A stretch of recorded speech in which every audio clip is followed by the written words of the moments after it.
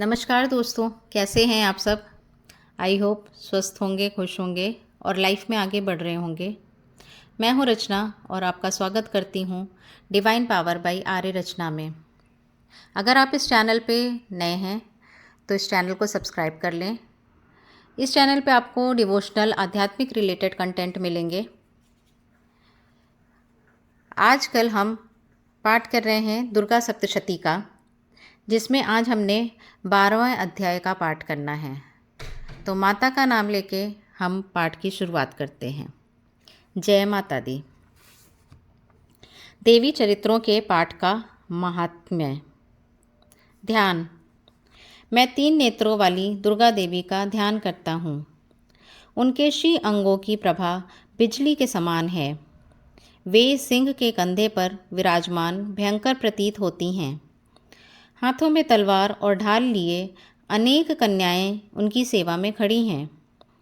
वे अपने हाथों में चक्र, गदा, तलवार, ढाल, बाण, धनुष, पाश और तर्जनी मुद्रा में धारण किए हुए हैं। उनका स्वरूप अग्निमय है और वे माथे पर चंद्रमा का मुकुट धारण करती हैं। 12वां अध्याय। देवी बोली, देवताओं, जो एकाग्र मन होकर प्रतिदिन इन स्तुतियों से मेरी वंदना करेगा, उसकी सारी बाधा मैं निश्चय ही दूर कर दूंगी। जो मधुकैटभ का नाश, महिषासुर का वध तथा शुंभ निशुंभ का संहार के प्रसंग का पाठ करेंगे तथा अष्टमी, चतुर्दशी और नौमी को भी जो एकाग्र मन को भक्ति भरे हृदय से मेरे उत्तम महात्म्य का श्रवण करेंगे, उन्हें कोई पाप नहीं छू सकेगा। उन पापों से आने वाली आपत्तियां भी नहीं आएंगी। उनके घर में कभी गरीबी नहीं होगी तथा उनके कभी प्रेमी जनों को वियोग का दुख भी नहीं सहना पड़ेगा। इतना ही नहीं, उन्हें शत्रु से, लुटेरों से, राजा से, शस्त्र से, अग्नि से तथा जल से भी कभी डर नहीं होगा। इसलिए सबको एकाग्र चित्त होकर भक्तिपूर्वक मेरे इस महात्म्य को सदा पढ़ना और श्रवण करना चाहिए। यह परम कल्याण कारक है। मेरे महात्म्य महामारी से पैदा होने वाले समस्त उपद्रवों तथा आध्यात्मिक, आदि भौतिक, आदि दैविक तीनों उत्तापों को शांत करने वाला है। मेरे जिस मंदिर में प्रतिदिन विधि पूर्वक मेरे इस महात्म्य का पाठ होता है, उस स्थान को मैं कभी नहीं छोड़ती। वहाँ सदा ही मेरा वास रहता है। बलि पूजा, होम तथा महोत्सव के अवसरों पर मेरे चरित्र का पूरा पूरा पाठ और श्रवण करना चाहिए। ऐसा करने पर मनुष्य विधि को जानकर या बिना जाने भी मेरे लिए जो बलि, पूजा या होम आदि करेगा, उसे मैं बड़ी प्रसन्नता के साथ ग्रहण करूंगी। शरद काल में जो वार्षिक महापूजा की ही जाती है, उस अवसर जो मेरे इस महात्म्य का भक्तिपूर्वक सुनेगा, वह मनुष्य मेरे प्रसाद से सब बाधाओं से मुक्त तथा धन धान्य एवं पुत्र से संपन्न होगा। इसमें कुछ भी संदेह नहीं है। मेरे इस महात्म्य को सुनकर तथा मेरी शुभ उत्पत्तियों को सुनकर और युद्ध में किए मेरे पराक्रमों को सुनकर मनुष्य निर्भय हो जाता है। उसके शत्रुओं का नाश हो जाता है और उसका सब प्रकार से कल्याण होता है तथा उसका कुल सुखी रहता है। सर्वत्र शांति कर्म में बुरे स्वप्न दिखाई देने पर तथा ग्रह जनित भयंकर पीड़ा उपस्थित होने पर मेरा महात्म्य श्रवण करना चाहिए। इससे सब विघ्न बाधा तथा भयंकर ग्रह बाधाएं शांत हो जाती हैं और मनुष्यों द्वारा देखा दुःस्वप्न शुभ स्वप्न में बदल जाता है।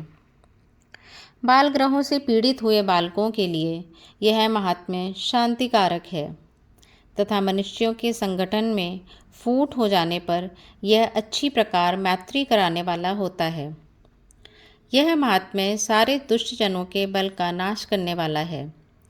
इसके पाठ मात्र से राक्षसों, भूतों और पिशाचों का विनाश हो जाता है।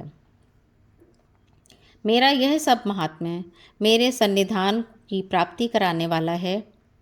पत्र, पुष्प, अर्घ्य, धूप, दीप, गंध आदि उत्तम सामग्रियों द्वारा आराधना करने से, प्रतिदिन स्नान करने से, नाना प्रकार के अन्य भोगों का अर्पण करने से तथा दान देने आदि से 1 वर्ष तक जो मेरी पूजा की जाती है, उससे मुझे जितनी प्रसन्नता होती है, उतनी प्रसन्नता मेरे इस उत्तम चरित्र का एक बार श्रवण करने मात्र से हो जाती है। यह महात्म्य श्रवण करने पर पापों को हर लेता और आरोग्य प्रदान करता है। मेरे प्रादुर्भाव का कीर्तन समस्त भूतों से रक्षा करता है तथा मेरे युद्ध विषयक चरित्र दुष्ट असुरों का संहार करने वाला है। इसके श्रवण करने पर मनुष्यों को शत्रु का भय नहीं रहता। देवताओं, तुमने और ब्रह्मर्षियों ने जो मेरी स्तुतियाँ की हैं तथा ब्रह्मा जी ने जो मेरी स्तुतियाँ की हैं, वे सभी कल्याणमयी बुद्धि प्रदान करती हैं। वन में, सूने मार्ग में तथा दावानल से घिर जाने पर, निर्जन स्थान में लुटेरों के पंजे में पड़ जाने पर या शत्रुओं से पकड़े जाने पर अथवा जंगल में सिंह, बाघ या जंगली हाथियों का पीछा करने पर, क्रोधित राजा के आदेश से वध या बंधन के स्थान में लाए जाने पर अथवा महासागर में नाव पर बैठने के बाद, भारी तूफान से नाव के डगमग होने पर, अत्यंत भयंकर युद्ध में शास्त्रों का प्रहार होने पर अथवा वेदना से ग्रसित होने पर, सभी भयानक बाधाओं के उपस्थित होने पर जो मेरे इस चरित्र का स्मरण करता है, वह संकट से मुक्त हो जाता है। मेरे प्रभाव से सिंह आदि जंगली खूंखार जानवर नष्ट हो जाते हैं तथा लुटेरों और शत्रु भी मेरे चरित्र का स्मरण करने वाले पुरुष से दूर भागते हैं। ऋषि बोले, यूँ कहकर प्रचंड पराक्रम वाली भगवती चंडिका सब देवताओं के देखते देखते ही अंतर्ध्यान हो गई। फिर समस्त देवता भी शत्रुओं के माने जाने से निर्भय हो पहले की भांति यज्ञ भाग का उपयोग करते हुए अपने अपने अधिकार का पालन करने लगे। संसार का संहार करने वाले महाभयंकर अतुल पराक्रमी नीच देव शत्रु शुंभ तथा महाबली निशुंभ के युद्ध में देवी द्वारा मारे जाने पर शेष दैत्य पाताल लोक में चले आए। राजन, इस प्रकार भगवती अंबिका देवी नित्य होते हुए भी पुनः पुनः प्रकट होकर जगत की रक्षा करती हैं। वे ही इस विश्व को मोहित करती, वे ही जगत को जन्म देती तथा वे ही प्रार्थना करने पर संतुष्ट हो विज्ञान एवं समृद्धि प्रदान करती हैं। राजन, महाप्रलय के समय महामारी का स्वरूप धारण करने वाली वे महाकाली ही इसी समस्त ब्रह्मांड में व्याप्त हैं। वे ही समय समय पर महामारी होती है और वे ही स्वयं अजन्मा होती हुई भी सृष्टि के रूप में प्रकट होती हैं। वे सनातनी देवी ही समयानुसार संपूर्ण भूतों की रक्षा करती हैं। मनुष्य के अभ्युदय के समय वे ही घर में लक्ष्मी के रूप में स्थित हो उन्नति प्रदान करती हैं और वे ही इस अभाव के समय दरिद्रता बनकर विनाश का कारण होती हैं।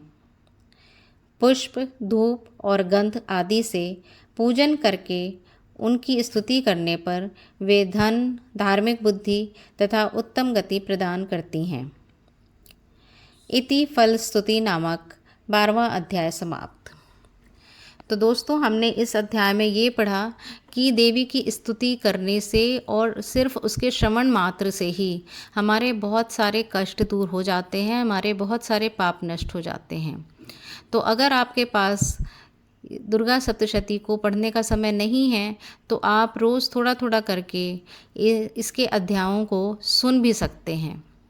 इसी कारण मैंने हर अध्याय को एक दिन में एक ही वीडियो बनाया है, जिससे कि बहुत लंबा ना हो और थोड़ा थोड़ा करके आप सुन सकें। तो यहाँ पे 12वां अध्याय समाप्त होता है और 13वें अध्याय की पाठ हम कल करेंगे। धन्यवाद दोस्तों।